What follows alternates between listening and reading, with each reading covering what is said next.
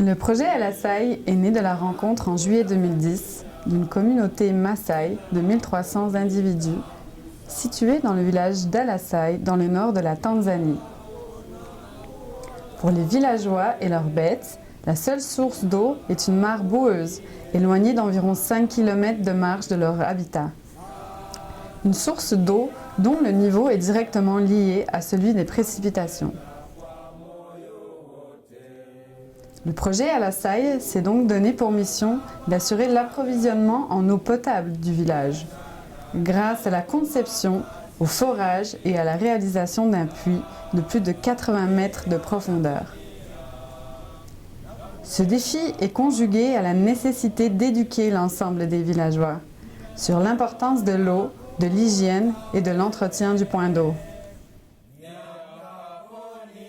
Alors que l'ultime étape du projet est prévue pour février 2014, Cynthia, Stéphanie et Frédéric, les ingénieurs en charge du projet, reviennent sur les défis rencontrés dans le cadre de leur mission. Le fait d'être une femme blanche là-bas, ils nous écoutaient et notre crédibilité était quand même bonne vu qu'on était blanche, je pense. Mais si on avait été un homme blanc, on aurait été encore plus crédible aux yeux, surtout des hommes qui décident là-bas dans le village. Une autre difficulté qu'on a rencontrée, c'est le langage. Là-bas, la langue du pays, c'est le Swahili. Les Maasai parlent Maasai et quelques-uns parlent Swahili. Et la deuxième langue du pays, c'est l'anglais.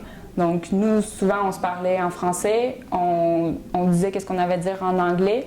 Le traducteur traduisait en Swahili. Et souvent, pour les plus vieux Maasai, disons, ou les femmes Maasai parlent beaucoup plus Maasai, ils traduisaient de Swahili à Maasai. Donc une réunion pouvait s'éterniser un peu pour faire tous les niveaux de traduction, revenir.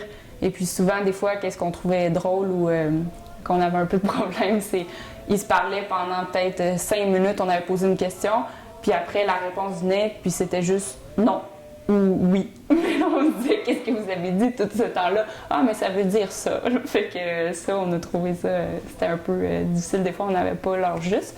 Une autre difficulté qu'on a eue, c'est le manque de temps. C'est sûr que nous, on part pas là 2-3 mois. On part là les 2 missions qu'on a faites, c'était 3 à 4 semaines. C'est sur notre temps de vacances, fait qu'on peut pas prendre 2 mois de vacances pour aller là. Donc, on veut faire le plus de choses possible en le moins de temps possible.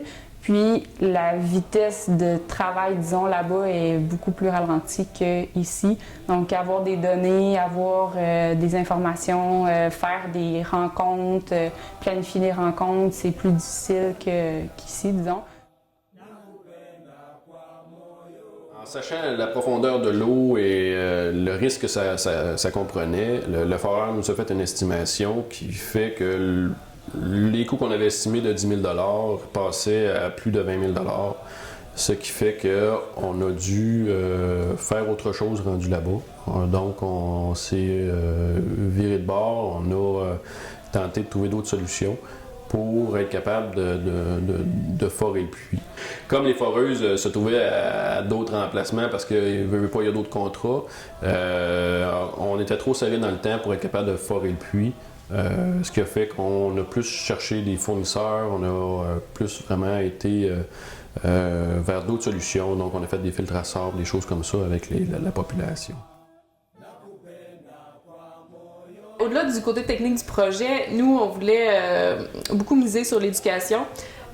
Puis au cours de la première mission, quand on est allé, on voulait vérifier ils sont rendus où dans leur tête par rapport à l'eau. On est allé voir sur place où ils prenaient leur eau. Puis là, on s'est rendu compte que la même eau, dans le fond, qu'ils prenaient pour boire, servait aussi au lavage, ça servait pour les bêtes. On est allé là, puis les ânes, il y avait les 2 pieds dans la mare d'eau. Puis après ça, on a rencontré les hommes séparés, les femmes et les enfants. Puis quand on a passé un questionnaire aux femmes, on leur a demandé c'est quoi la différence entre de l'eau propre, de l'eau potable et de l'eau qui est pas bonne à l'usage. Et ils nous ont dit de l'eau propre, c'est de l'eau qui n'a pas de mouche. Fait que, tu sais, même si elle était brune, l'eau est bonne pareil tant qu'il n'y a pas de mouches. Bien, lors de la deuxième mission, dans le fond, on a décidé de faire de la formation dans les écoles, de la formation sur la différence entre de l'eau potable, de l'eau qui est bonne à la consommation, leur dire que les bêtes ne peuvent pas s'approvisionner en eau au même endroit que nous, dans le fond. Puis on avait toujours des interprètes, puis même, je vous dirais que l'interprète qui était là, à la fin, elle a dit qu'elle avait appris beaucoup de choses. Puis l'interprète, c'est une professeure à l'école, donc c'est pour montrer un peu le niveau. Tu sais, si elle est éduquée, puis tu sais, elle savait pas tout ça, on se dit que les gens qui ont aucune scolarité, ils connaissent rien, dans le fond. Puis aussi, lors, dans le fond, de ces formations-là, on a construit des filtres à sable, toujours avec les matériaux locaux. On leur a montré le fonctionnement, la différence entre avant et après, comment entretenir ces filtres-là.